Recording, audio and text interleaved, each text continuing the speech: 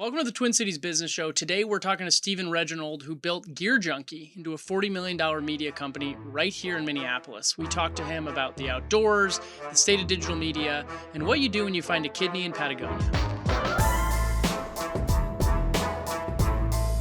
Welcome to the Twin Cities Business Show. We are here today with Stephen Reginald, grew GearJunkie, a media company that covers the outdoors and gear, into a huge brand, raised $40 million, sold it, and got into a bunch of other interesting stuff. Welcome to the show. Thanks. Cool little cave down here. Brought some gear to show to the audience. We're more ready to spelunk than we ever have been before. So we are living in very interesting times for the media. The AI asteroid is hitting, whatever that may be. This week, the Star Tribune announced that they're cutting 15% of their staff. Feels like there are, huge tumultuous things happening within the industry. I would love to start by getting your thesis on media in 2026 and beyond. My working theory is this ship of Theseus, this old ship where the planks are slowly replaced, and a few years later, all the planks are replaced, but is it the same ship? And that's my career. I started in print journalism and went on NPR, and kind of like there were these solid lanes of where you went as a journalist, and there was glossy magazines and TV stations, and now it's just an explosion. And so the whole kind of information media space is so different, and yet it was kind of a slow boil the frog transition. And now we're at this point where there's kind of no up or down, and I feel like all the rules have been broken. The gatekeepers are gone. People are trusting individuals over institutions.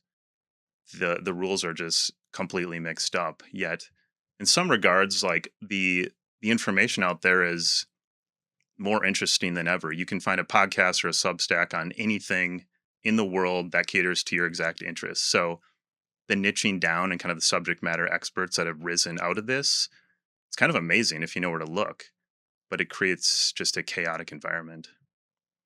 Yeah, it's very well said. Very well said. Very chaotic environment. So, let's get into GearJunkie a little bit. So that is the first product that you guys ever reviewed. So do you want to just kind of start by telling the story of how that review came to be?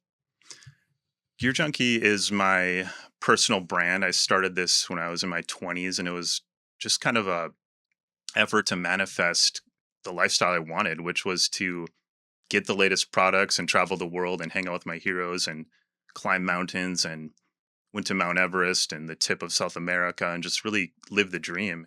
I'm Stephen Reginald, the GearJunkie in Nepal. I'm going to go find myself a Sherpa tea. And the conduit was product reviews. So this was the first thing that we reviewed. And I guess it wasn't we at the time, it was me. And it was a newspaper column in the Star Tribune. So I went to journalism school and learned these kind of best practices. And in the early 2000s came into the industry where, again, there's glossy magazines and newspapers, and blogs and websites were kind of coming about, but they weren't taken seriously. So I did a weekly column on gear. This is the MSR Pocket Rocket. It was innovative at the time. It still works today. And just the premise was to objectively review gear and kind of distill sometimes complex esoteric information for a mass consumer audience. And so I scaled that proposition to about 15 newspapers around the country, built a following, and then started working for the New York Times. So the newspaper landscape was really my entry point into media. Yeah, which well timed for today. Yeah. It's interesting to think about that whole arc. I actually want to go back a little bit further to the zine that you did when you were in college. And I was listening to another interview you did, and you added something really interesting, was that you guys wanted to take it national, and you were really thinking about almost the business model while still in college, which I feel like sort of might set you apart a little bit from most other journalism students. And I want you to kind of go into that and sort of how you were looking at that project before any of this stuff even happens. I wore all the hats. I was doing graphic design and selling the ads and writing the articles and doing the photos. And so this zine it's kind of in the incarnation of this little hike pamphlet that we put out last year, amazingly. So kind of coming full circle with one of my projects. And Vertical Jones was the name of the zine, and it covered climbing in the Midwest. So jonesing for the vertical here. And sounds almost like just an arcane reference at this point, but this was late 90s journalism school at the University of Minnesota. Um, and we were just kind of forced to think, yeah, holistically, how do we put words on paper and find an audience and scale this little company? And that baptism by fire into what it was to produce holistically a media business, just a tiny one, was directive as I went ahead in my career. I then kind of spent maybe 10 plus years as just a capital J journalist and found business partners and built my companies with that very solid church and state understanding of you do the business, you sell the ads, you do the revenue. Over here, we'll do the content.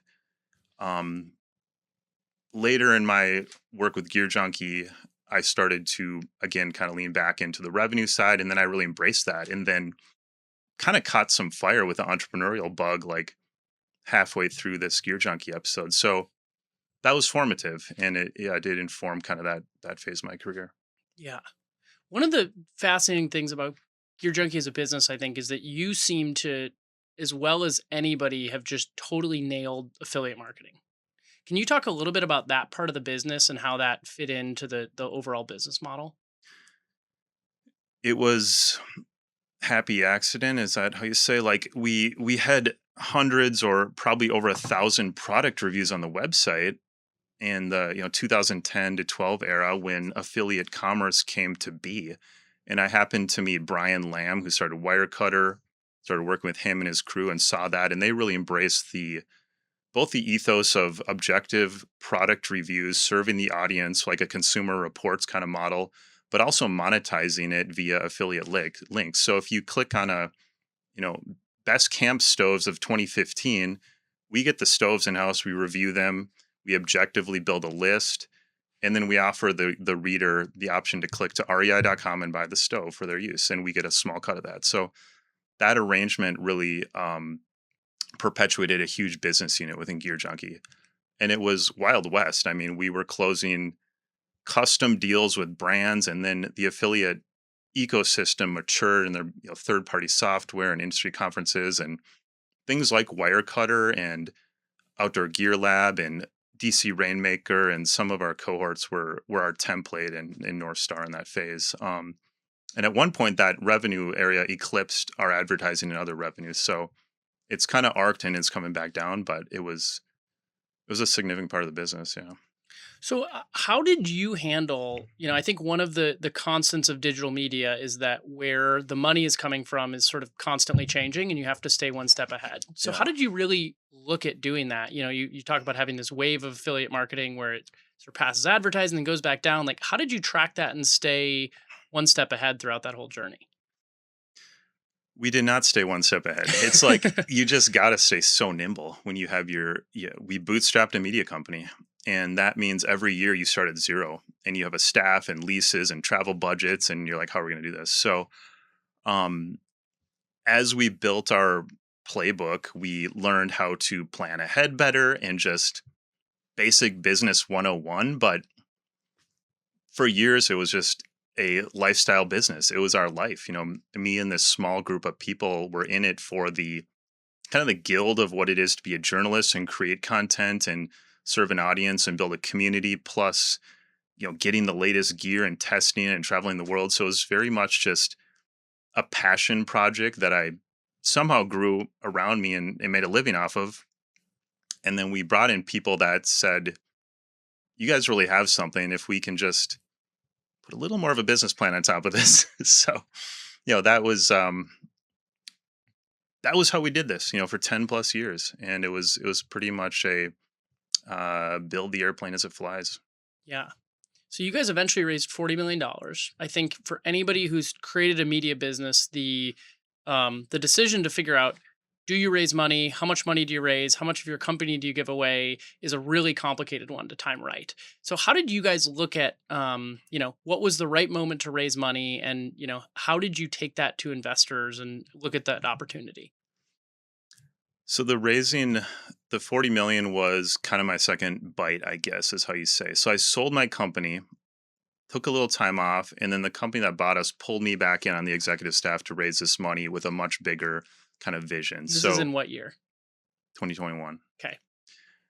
And essentially our thesis was the tried and true media roll up. So we had GearJunkie as a flagship property, and underneath that we could slot in other media brands and YouTube channels and build an ecosystem where at scale we could offer 10 million readers per month and access to the biggest names in the industry and the biggest events. And so we did actually 8 acquisitions with that money, and they were all $500K to $5 million ish, small acquisitions of independent media companies, and built something called All Gear Digital. So that's the kind of bigger incarnation of what GearJunkie turned into. Was that something that you saw happening when you initially sold the company? A little bit. The guys that bought us are kind of a startup PE firm in LA. It was called Low Lead Digital at the time. 2 of them are Twin Cities guys, and we met them just through a broker, and randomly they're from here. So kind of just we're in sync with these guys, and my business partner and I brought forth this bigger vision of, we had some acquisition targets before we sold our company. We brought forth sort of the framework of this bigger vision, but these guys, Eric and Alex Fung, who bought us, helped bring that to life. So yeah, kind of a co-effort. So you sell your company, you leave. Did you have any inkling that at some point you'd maybe come back? I left in the fact that it was COVID, and we bought a new house, and it was a fixer upper, and I kind of put on a tool belt and just worked all summer and unplugged. I never actually left. I was always kind of in touch with these guys. It was just a weird time. It was COVID. We were all home, and I think that fall of 2020 we started talking a little more seriously about a bigger role. So I think if it had been a different time, I would have done things differently. But I was just kind of like moping around my house a little bit and looking for like, yeah, it was a unique moment. Like the timing was, again, like I'm not sure without that timing where I would have gone, but it was a really good experience in the end. Yeah. Tell me a little bit about this thing and how it came to be.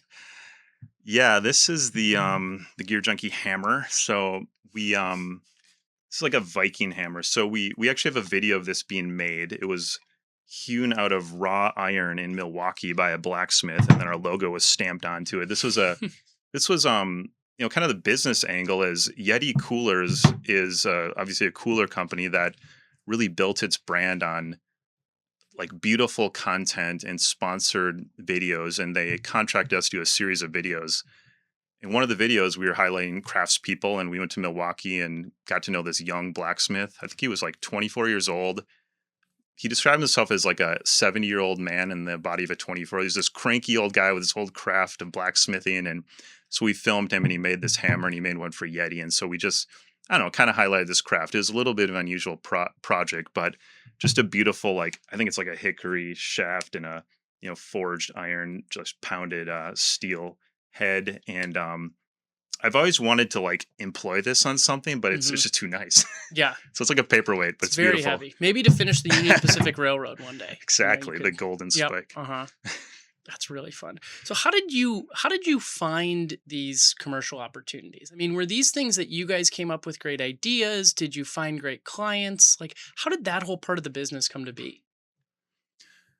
Yeah, I will tell you that pecks into a secret in the media industry that was hard earned for us. And the secret is that you can have the best idea in the world and people can really want to work with you, but unless it's actually on their budget to spend money towards that particular focus, and it's on there, it's an upcoming campaign or it's an initiative, you get all this positive reinforcement. Like, we love that idea, we love GearJunkie, would want to work with you guys, but in the end it's like, sorry, it just doesn't fit our 2017 spring campaign budget sheet. So we flipped the script, and we really, after years of like, presenting these kind of ideas, which would sometimes sell, and honestly kind of built the soul of our company, but usually didn't really sell.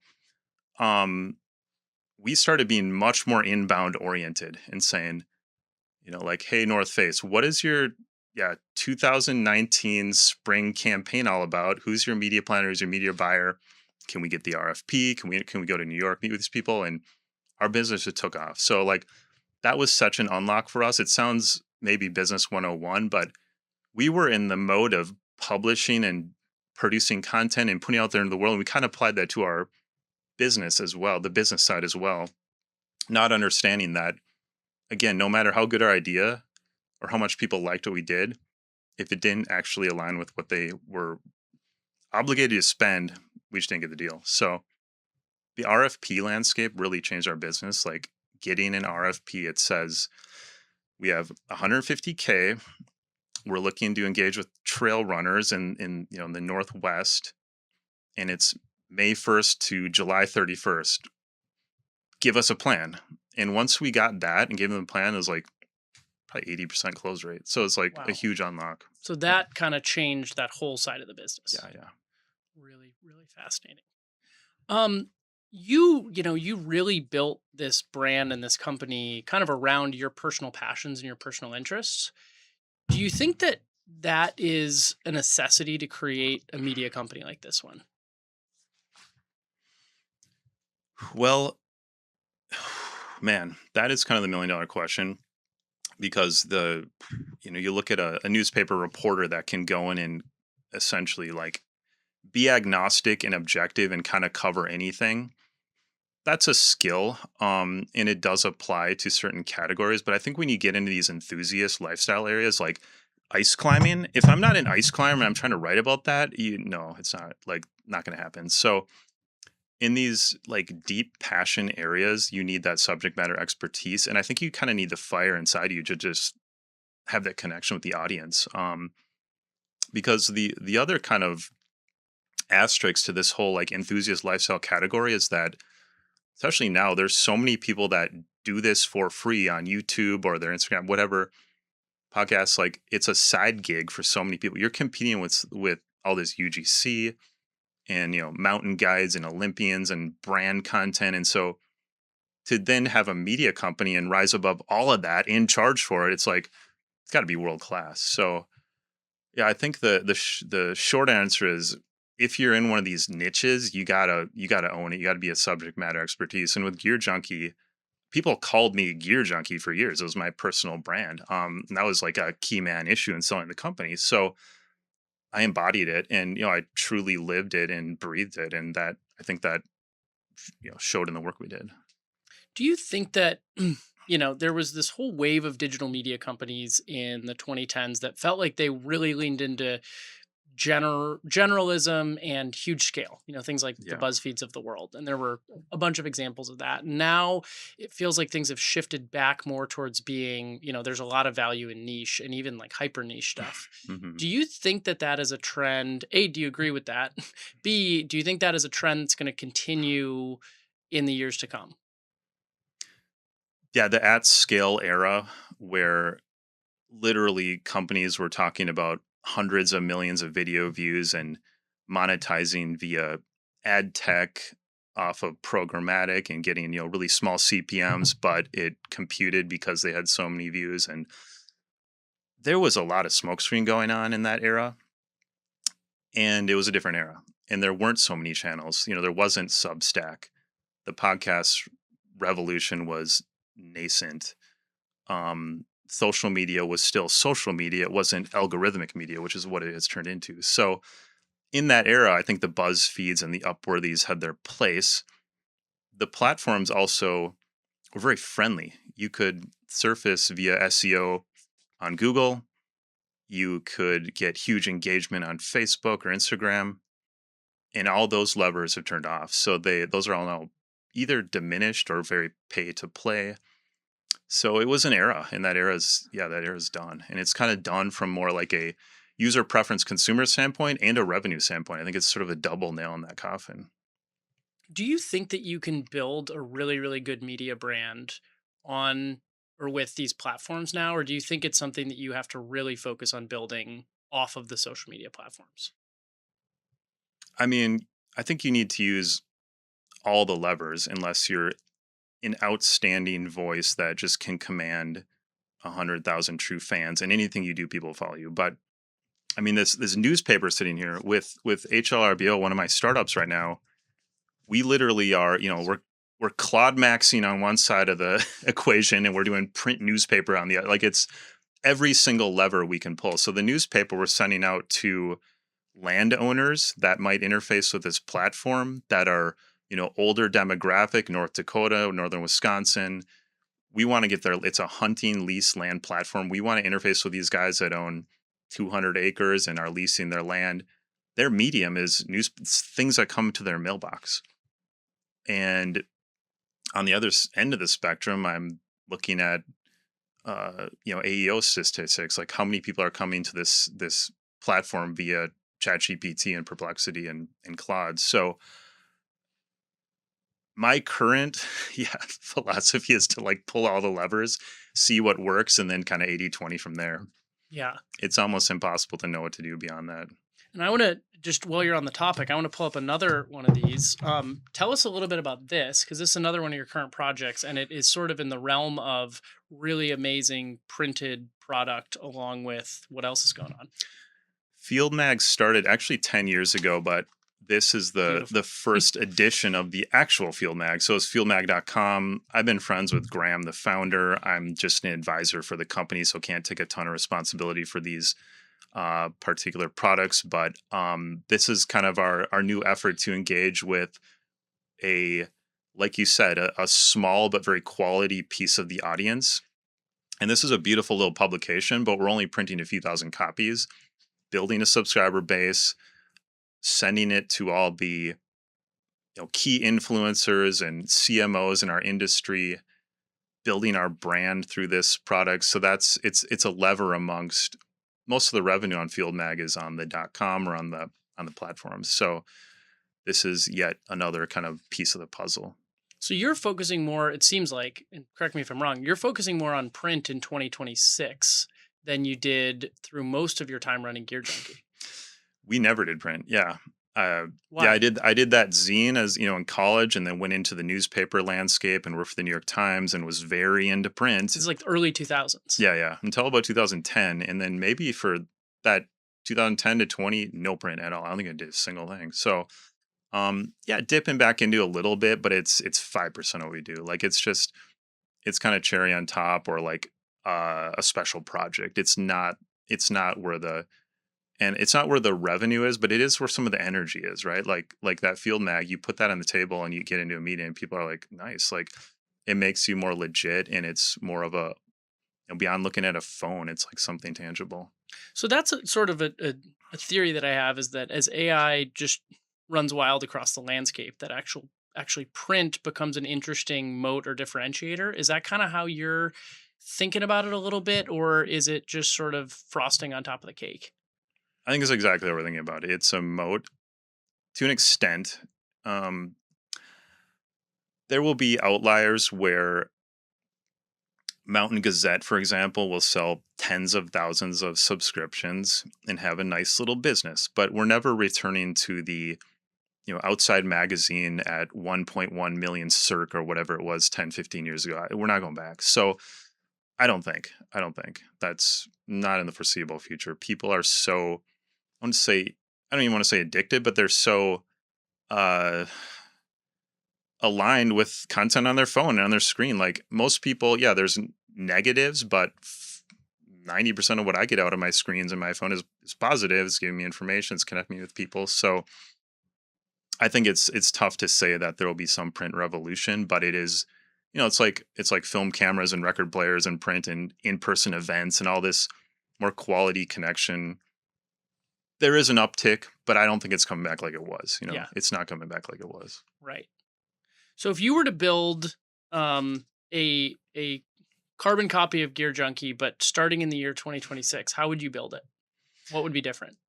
Oh man, yeah, I just bought a URL, gear.ag, so agent, and I thought I might swipe that. So the AG prefix, whatever, is pretty uncommon, and a thesis is maybe that'll be adopted as .ai for .agent. So that's, one angle. Like, maybe it's more of a utility type product. And that my backing up, this came from something called Poke AI, poke.ai. It's essentially an AI in your text, and it sounds super simple, but it's actually really convenient. And it's just essentially ChatGPT that texts you, and you can talk to it, and you can tell it every day at 8 a.m. deliver me the weather and some headlines, and pretty basic, but it's great. Like I love it. So I think maybe if I started GearJunkie now, I would think like, yeah, where's the white space? Like kind of everything has been done. Like I'm not going to start a .com right now. There's a huge build to getting like domain rank and authority and some SEO and getting noticed. So probably would start with a Substack, maybe YouTube. YouTube's very crowded, but you can maybe break through. And then yeah, maybe something like Gear Agent, like something more startup-y. Okay, so Substack, YouTube, maybe, A and startup, a something. tech startup that's in the media content audience landscape. Yeah, that's That's interesting. what I would do. Yeah, Whether it would work, I don't know. I mean, none of us do. So, I mean, there is this real through line, though, of the last 20 years, really, of you just, and I know you said you weren't always early to stuff, but you guys were pretty on top of the ball with shifting gears and figuring out where stuff is going and trying things, right? How did you continuously learn along the way?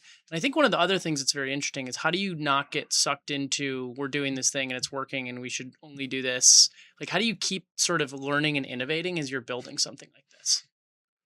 You need to stay nimble, but not so nimble that you kind of blow in the wind. So there's that fine line. I know plenty of people that were my cohorts that if you do the Wayback Machine and look at Gear Junkie circa 2010 or whatever, there's this like friends of Gear Junkie, all these links at the bottom. And, it's just best practice to like share blog URLs. And those are all gone. Like so many of those blogs just died. And somehow Gear Junkie like lived through that. So I think about that and like, yeah, what did we do?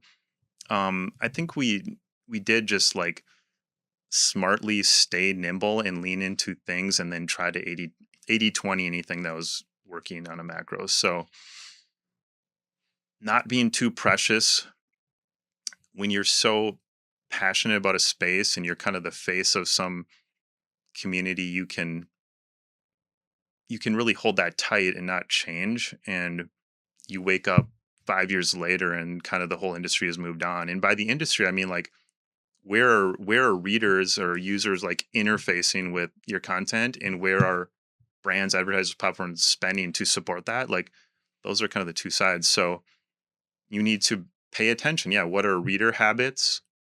We launched a email newsletter in about 2010, which at the time was maybe one of the first in kind of the outdoor industry. And we got all the social channels and then did affiliate commerce and started with custom content. So stay nimble, man. That was kind of operative word. It was like, and big failures along the way too, and big reboots. One time we ported like 100,000 pages onto GearJunkie because we had this developer that convinced us a plan that ended up almost killing our company because we had this, black mark against our SEO from Google for a couple of years. And this was maybe 2010 or whatever, like a long time ago. We ported on all these pages that were kind of paste and copy from gear catalogs. We wanted to be like the ultimate source for gear information, not realizing that a massive deployment of duplicate content from around the internet is a huge red flag for Google. So the that was almost a nail in the coffin, but we had deleted all those pages and kind of rebooted and figured out how to get out of that hole. So certainly, you crash at times too. Yeah. How long did it take for you to make, say, six figures in a calendar year? For the business, probably right away. Like, we were doing couple 100,000 sales, within a year or two of launching it. For my personal, I actually kind of remember when, my business partner was like, "Hey, you're going to make 100K this year." It was probably 5 years in or something. But it's an interesting question because I was working for the New York Times and I was traveling the world. They sent me on over 50 trips all around the world to cover Wow. adventure and extreme athletes. And What was your favorite one? um, I went to Belize and they had just dammed a big Valley, and this writer did a book on the last scarlet macaw, which was a parrot. And so we went to try to find this bird, and we had a motorized canoe, and we went up into the jungle, and there was Guatemalan drug routes, and we had like a guard with an M16, and it was very like Indiana Jones. So that one stands out. And Did we you ended up find the bird? we ended up finding the bird. Okay.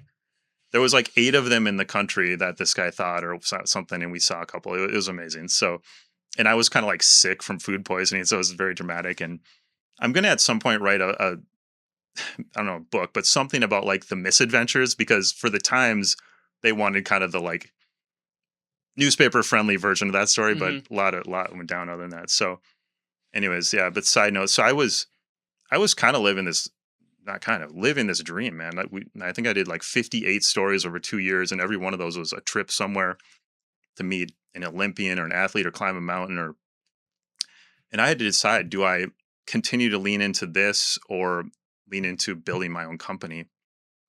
And there was a moment where I went to Mount Everest, and which was life changing in itself, but I also got a peek behind the curtain at the agency running a big campaign, and I saw kind of the numbers and how they did everything. I was thinking, I'm getting like $1,200 a story from the New York Times, and this campaign was like a $12 million campaign. I'm like, I'm probably doing something a little wrong here. So I shifted my whole thinking around like, how can I be more entrepreneurial?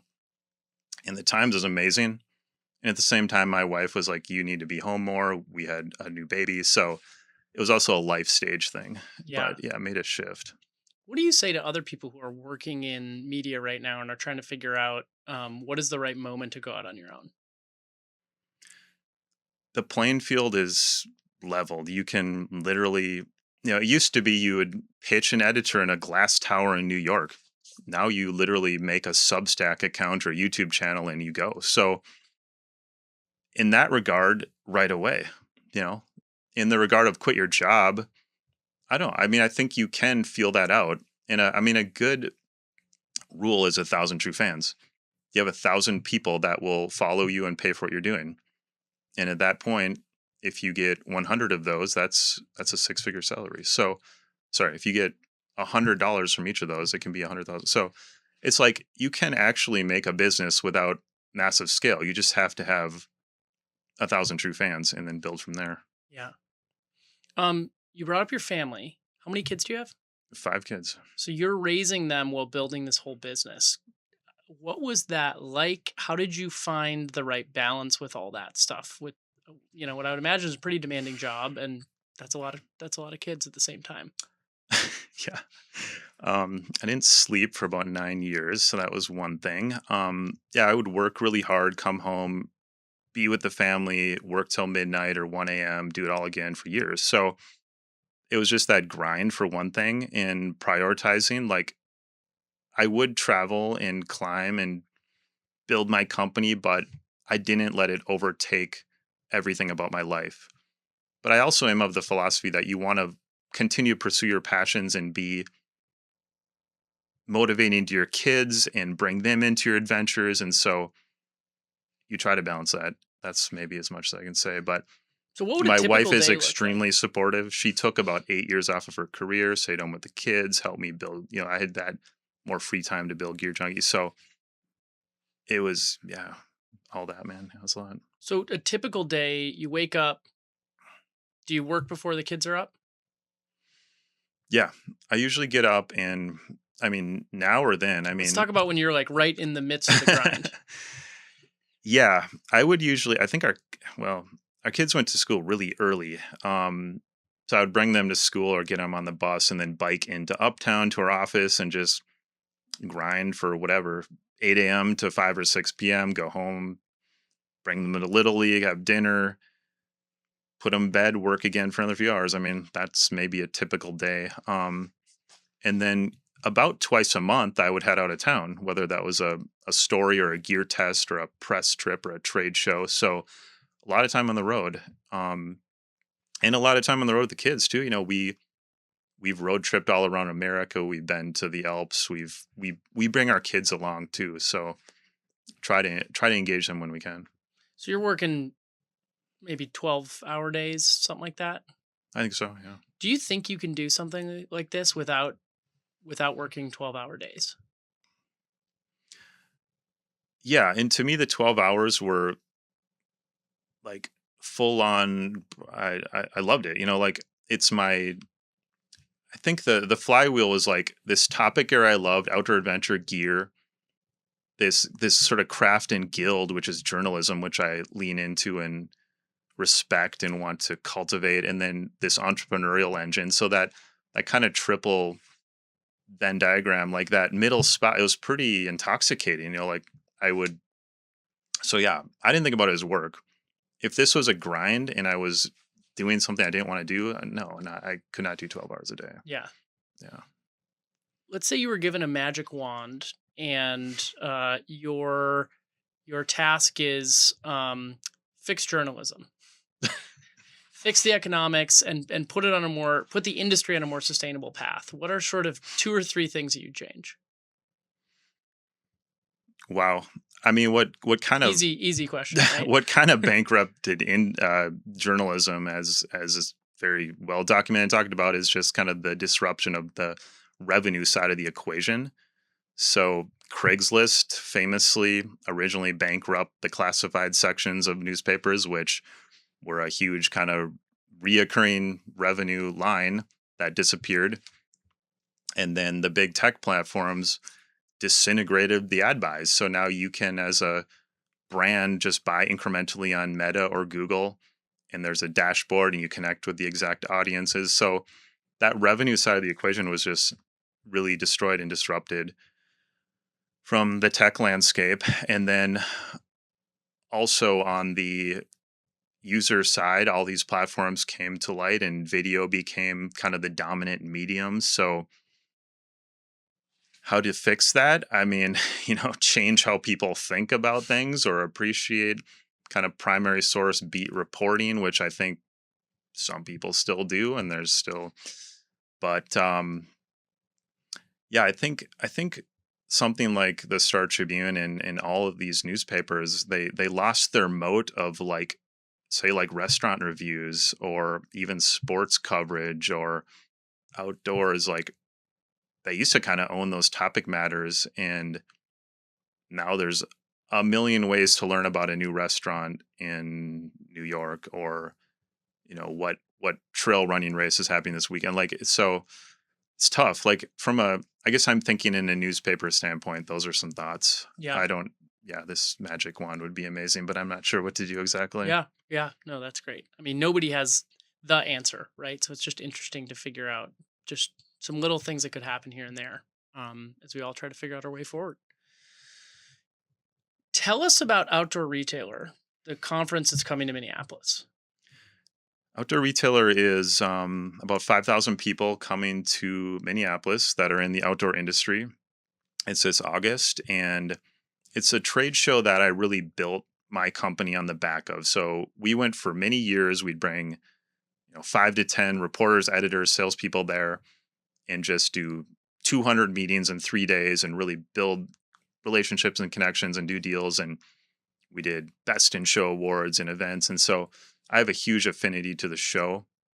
It kind of fell on hard times last 2 years, and it's rebooting here in Minneapolis. So naturally, I want to be involved. They invited me out to be on the leadership board, and we're bringing it to life. So it's essentially like a South by Southwest or a Detroit Auto Show of this landscape, and it's camping brands and hiking and running and trail running, and so all the kind of REI brands will be there. And the focus this year is really like startups and cottage brands and innovation.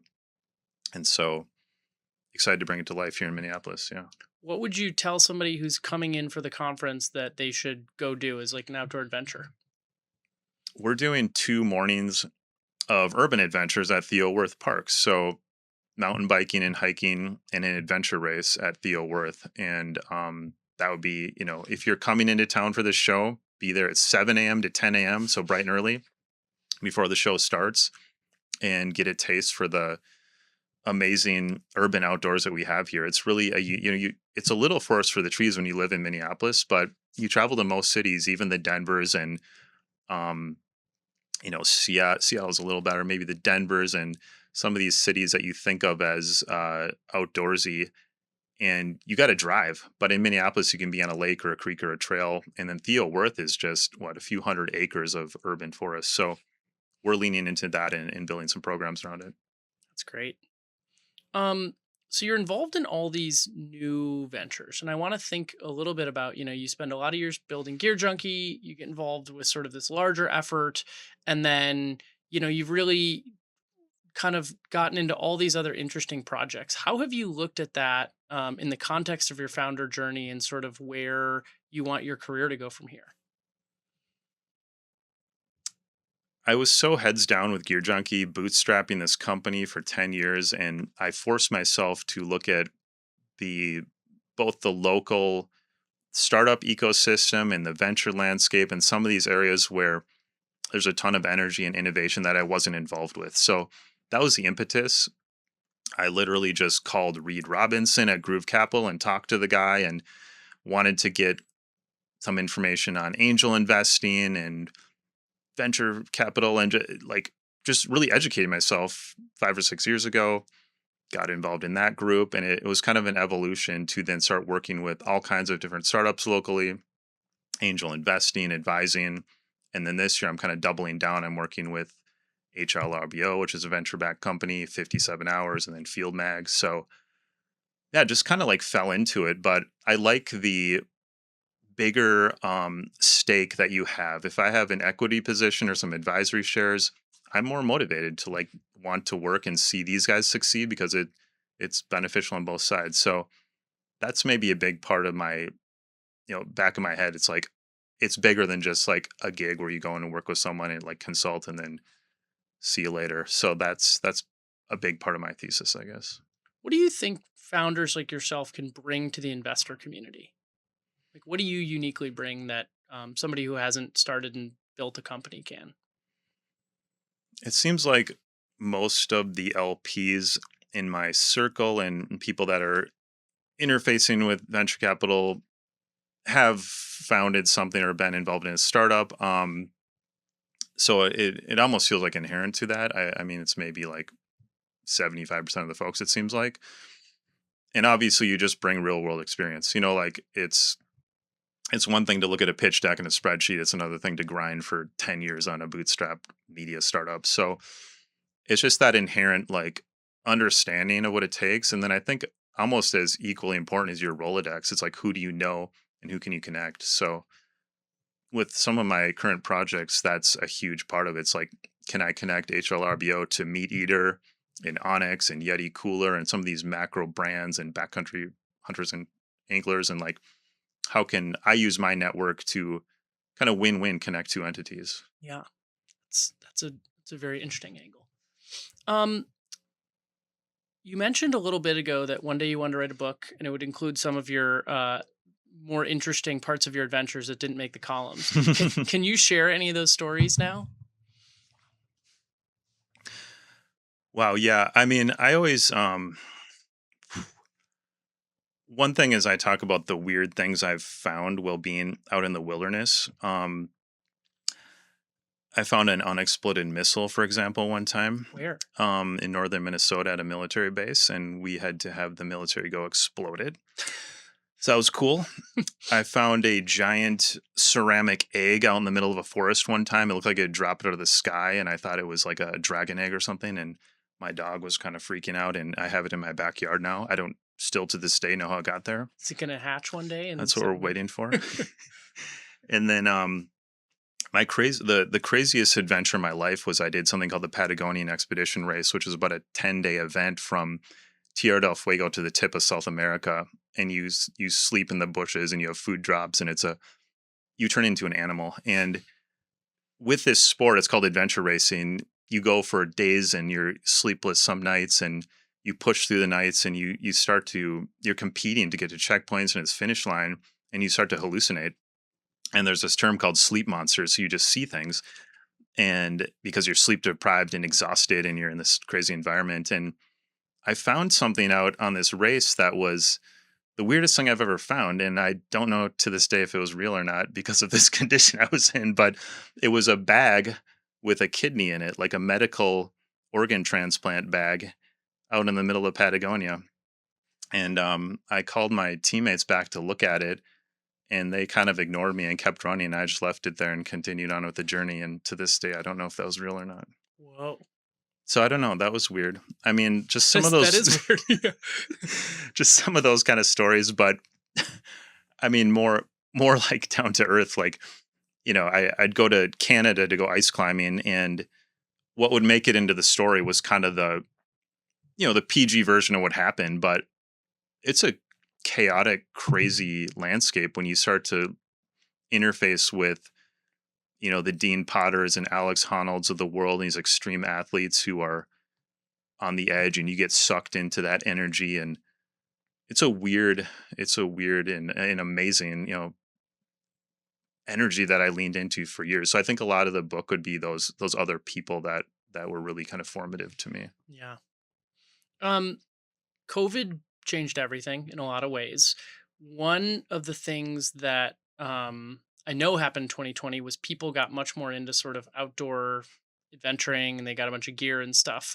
How has that period, or really, how have the last 5 years transformed the whole industry, and where do you think it's headed? In some parts of the industry, it was a big bubble. The bike landscape, famously, like very much overbought and oversupplied because there was so much demand during that era. And now that industry is really in the hurt. And I think same with things like REI, like they leaned into this huge upswell, and there's kind of these consequences now that things are back down to earth. So that's maybe on the business side. On the cultural side, Field Mag's an interesting case study in sort of the evolution of the outdoor and that culture being slowly becoming a mainstream part of the culture. So you see this is a outdoor gear brand called Liveson, and it's like, I don't know, I think it's a good looking jacket, and it's like they started as a company catering to rock climbers, and this is just one. Or you see someone with an Arc'teryx jacket in Manhattan, or a Canada Goose. Like, all these brands have now become more mainstream brands because they're great products and they look good and they perform. And some are luxury items, as Gorp core phenomenon of like fashion meets outdoors. So when I started, it was like, ice axes and pocket rockets and crusty granola kind of, that was the culture. And now it's much more like an urban outdoor. There's run clubs, there's whatever, bike commuting and climbing gyms and climbing clubs and high school mountain bike leagues. So the outdoor industry landscape has become much more mainstream and integrated into kind of everyday life. And COVID, yeah, accelerated all that. Speaking of which, you taught me a new term before this, which is run commuting. Do you want to show off the Thank you for the the local yeah. company? So I thought it'd be interesting to just sort of illustrate that. Again, this was the first review ever with GearJunkie, and this is something I'm reviewing right now. It's a local company called Zip, and we've all heard of bike commuting. This has a 15-inch MacBook in it, and I didn't actually run here because I had to bring all this gear, but I've been running around the city with a laptop to run commute. So it's like bike commuting, but for runners. And it's got these like kind of this yoke system, this vest. It's like a vest backpack hybrid, and it sort of has this anti-bounce system, so you can actually run with some load and get to the office all sweaty and then start to do your job. So yeah, Zip. It's just it's a one-man local startup, and found it interesting. I mean, it's like the ultimate GearJunkie product.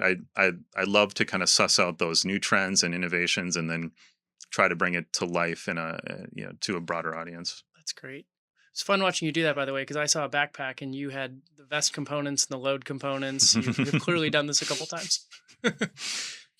Yeah, that style comes from that sport of adventure race I was talking about. You're running through the woods and you have a pack, and so all these subtle technology have been developed to just kind of better have a pack that fits when you're moving fast, because usually a pack is for hiking and slower movement, and obviously when you're running, it's a lot more going on.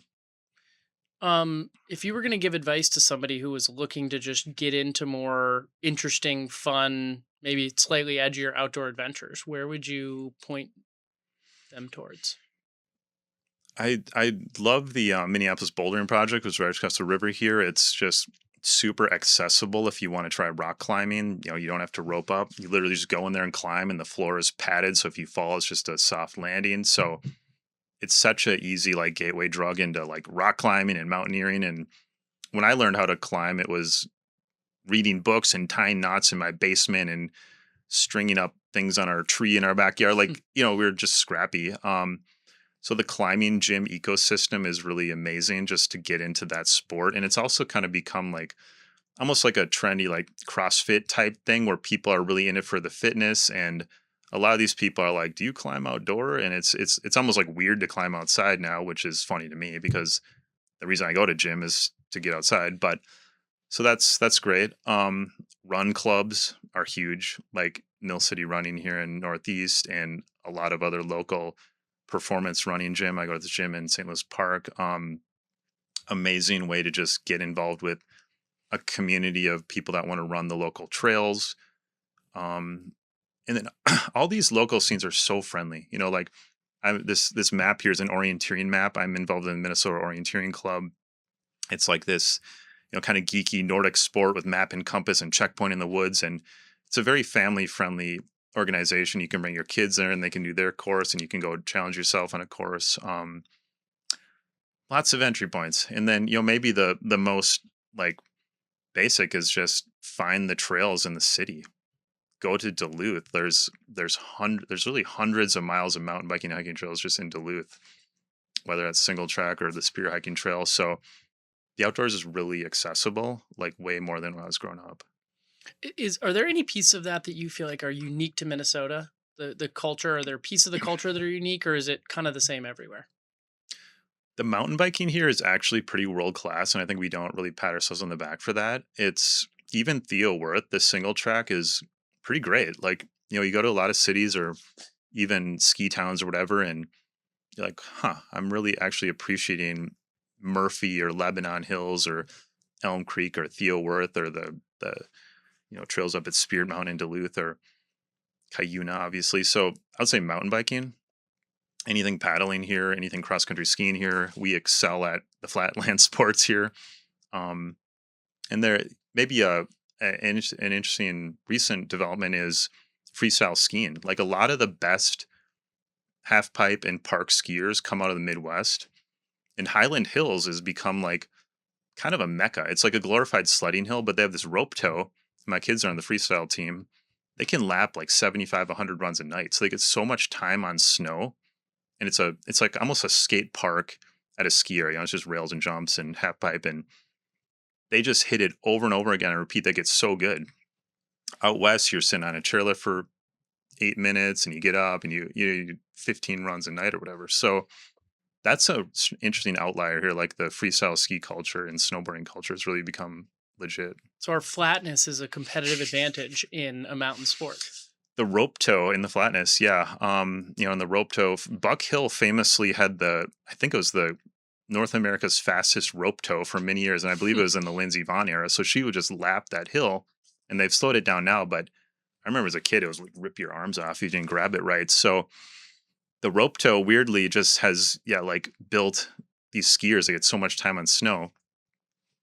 Kind of a weird little outlier, but yeah, that's one thing. And then I think, obviously the Jesse Diggins and the Nordic prowess of this region is because I can go out my back door and be on Lake Harriet on a groomed trail in 2 minutes, so the access is amazing. I think we somewhat take that for granted here. Even the paths around the lakes and the creek, and it's amazing you can dip into this urban outdoors in just minutes from your front door in Minneapolis. I completely agree. Whenever I take people here, I try to get them on a bike, get them on the trails, and it shocks people the things that we have right here in the city of Minneapolis. We went out to Seattle a year ago and kind of fantasized about moving out to the mountains, and we have family out there, and we were my wife and I are trying to envision, and we found ourselves driving to a trailhead one night to go on a run, and I was like, man, this is beautiful, but can you imagine not being able to do this from our front door? So we sometimes forget the access is just a lifestyle thing that means so much, and we should really appreciate that here. I completely agree. Thank you so much for the time. All right. Wide-ranging discussion. It was fun, Charlie. I loved it. Thank you as well to Keely Doyle, to Connor O'Neill, Ali Alt, Gabe Noah, and Mike Novak for all your help behind the scenes. We will see you next time.